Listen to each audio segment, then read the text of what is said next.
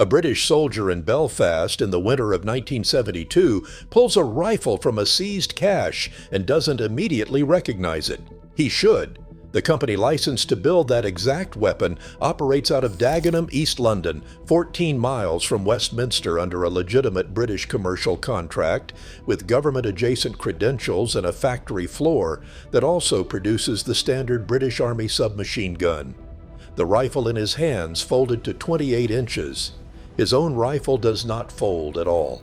The one he is holding was designed in California to help America's Cold War allies fight communism in the developing world. Nobody stole it. Nobody forged documents. Nobody betrayed anyone. And yet somehow, by routes that were mostly legal, a weapon built to defend the Western had become the most effective tool in the most sustained terrorist campaign in modern British history. Nobody drew the line. Nobody accepted the accounting. That is where this story begins. Arthur Miller, not the playwright, the other one, was Armalite's chief designer in Costa Mesa, California in 1963, working at a company that had already given away its most valuable asset. Eugene Stoner, the self-taught machinist and Marine veteran who built Armalite's reputation on aerospace materials and radical thinking, left the firm in 1961. Before leaving, Armalite had sold the direct impingement operating system, the heart of the AR-15, to Colt. The patent was gone. The flagship product was gone. The name the industry associated with the future was gone. What remained was a small machine shop, a design philosophy, and a problem to solve. Miller's assignment was specific. Build a rifle that could be manufactured with basic machinery by unskilled labor in countries with no serious industrial infrastructure. Stamp the receiver from sheet metal. Keep the machined parts minimal. Make it cheap enough to license, simple enough to produce anywhere, compact enough to ship and hide. This was not a weapon for America's soldiers. The U.S. military had the M16. This was a weapon for everyone America was trying to keep alive against Soviet-backed insurgencies in Asia, Africa, and South America. Miller, working with George Sullivan and Charles Dorchester, completed the design in 1963 and received U.S. patent 3,246,567 for it in 1969. They called it the AR-18. The rifle's design decisions were not arbitrary. The gas piston system wasn't a first choice, it was a constraint. Colt owned the direct impingement rights, so Armalite moved to a short-stroke piston above the barrel. The stamped steel receiver came from the mandate to keep manufacturing accessible. The folding stock, collapsing the rifle to 28 inches, was engineered for paratroopers and transport. Every feature that made the AR-18 manufacturable in a developing nation also made it concealable by a man walking through a checkpoint. The catalog version, the civilian AR-180, appeared in sporting goods advertisements as a practical semi-automatic rifle, reasonably priced, available through normal channels with a stock that folded for storage. The catalog made it look simple. Armalite licensed the design to Howa Machinery in Japan in 1967. The Japanese government eventually restricted military exports, and that market dried up. The next licensee was Sterling Armaments Company based in Dagenham, East London. Production began in 1975. Sterling was not a fringe operation. It held Ministry of Defense contracts for the L2A3 Sterling submachine gun, the standard British Army sidearm. It made Jaguar car components on other lines. It held the Armalite license the same way it held its MOD contract, clean paperwork, approved by the appropriate institutions, operating entirely within British commercial law. Sterling would eventually produce approximately 12,362 AR-180s, more than Armalite and Howa combined. The rifles in IRA hands mostly came from America, but the company with the legal British license to build this exact weapon was operating in Dagenham while the British Army fought it in Belfast. The colder evidence comes after. The AR-18 had no army. That was the commercial problem, and it was structural. By the time the rifle reached production, U.S. Cold War foreign aid programs were supplying M16s gratis to American allies. The nation's Armalite had designed the AR-18 for did not need to buy it, they could get something better for free. There is a story cited in Patrick Bishop's 1998 work on the IRA that Armalite purportedly purchased 1,000 copies of a rebel song about the AR-18 and distributed them to its salesmen as promotional material. The claim is disputed and no primary document has confirmed it, but it has circulated long enough to mean something about how desperate and strange the commercial situation had become. A rifle with no army. An endorsement nobody wanted from the one group that actually meant it. George Harrison had lived in New York since 1938. He was an IRA veteran, a gun runner, and the primary conduit through which the provisional IRA began acquiring modern weapons around 1971. The IRA's existing arsenal was mostly Second World War surplus, M1 Garands, Thompsons, Bren guns. Harrison's network changed that. The first significant consignment of Armalite rifles, approximately 100 AR-15S and AR-180S, arrived around 1971, reportedly shipped via the QE2 from New York to Southampton. The AR-180 was a legal sporting rifle in the United States, purchased through legal channels, customs paperwork declaring it for sporting use. Every word on that paperwork was technically accurate. The law didn't fail. The law was working exactly as designed. The rifle was legal. The use was not. By 1972, the British Army was encountering the Armalite at scale and recognizing something uncomfortable. They had tested the AR-18 in March 1966. The evaluation found it unsatisfactory, and the design was not adopted. 6 years later, the British Army's standard infantry rifle was the L1A1 SLR, 43 inches long, 10 pounds loaded, semi-automatic only, designed for open engagements at range. The rifle being used against them folded to 28 inches and could disappear under a coat. The gap between the two weapons was not merely technical. It was the gap between two government decisions, one made in 1966 in a test facility, and one made in Belfast in the early 1970s by men who needed to move through narrow streets without being seen. Both sides called it the Widowmaker.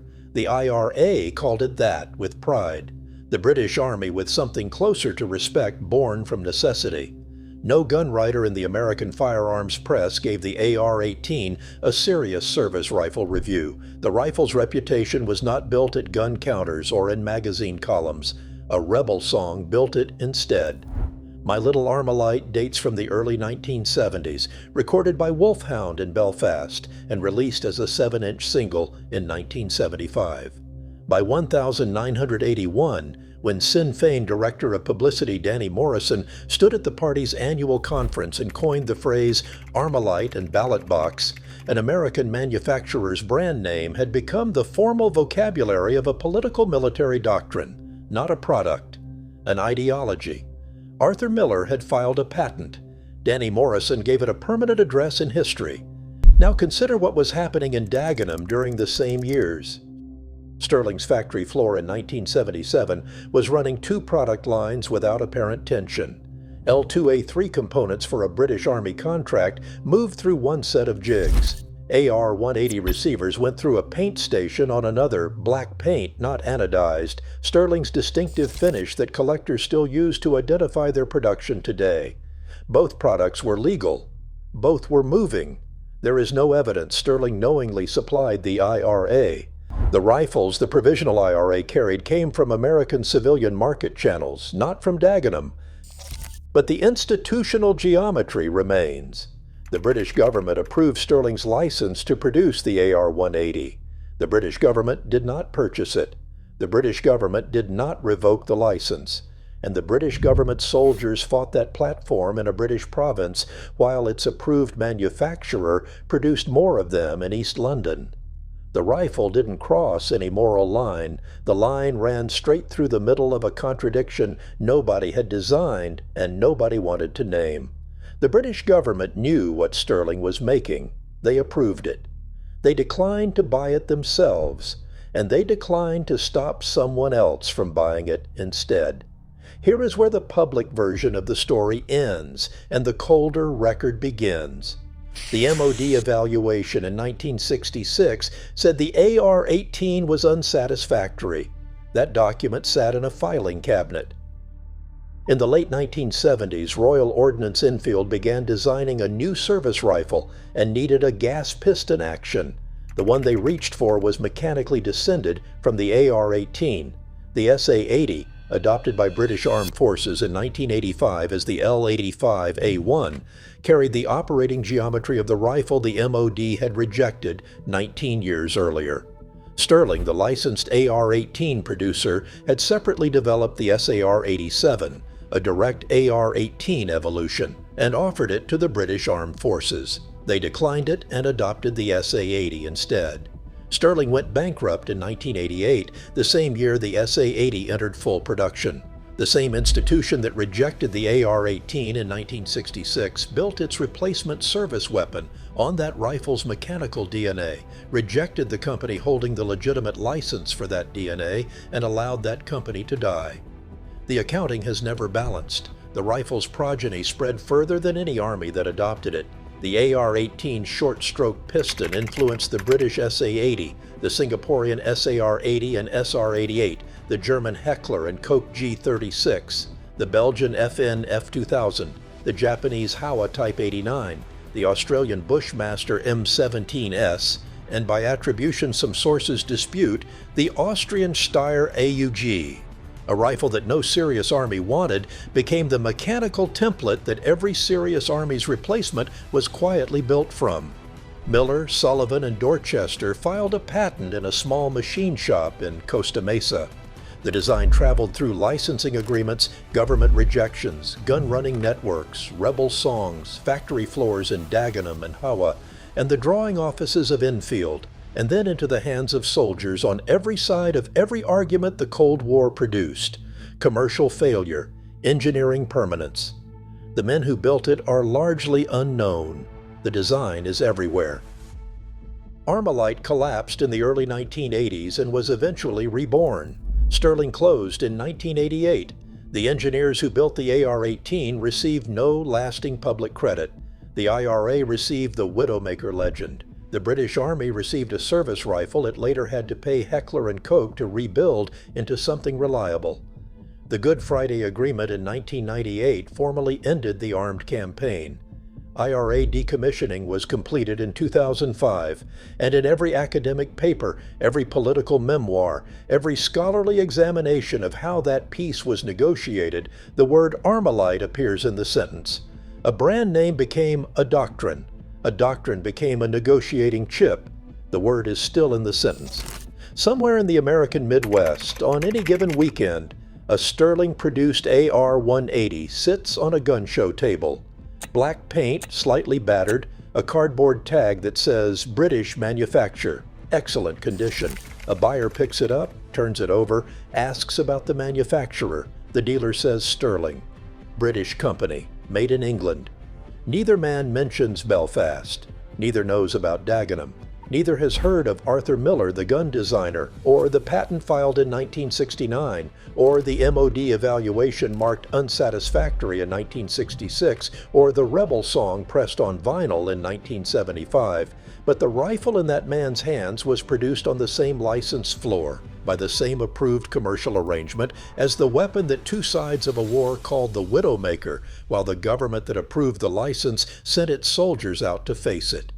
Someone at that table thinks the AR-18 was a failure. Someone else thinks it was ahead of its time. Neither of them is completely wrong. That argument started in Costa Mesa in 1963. It has never been resolved.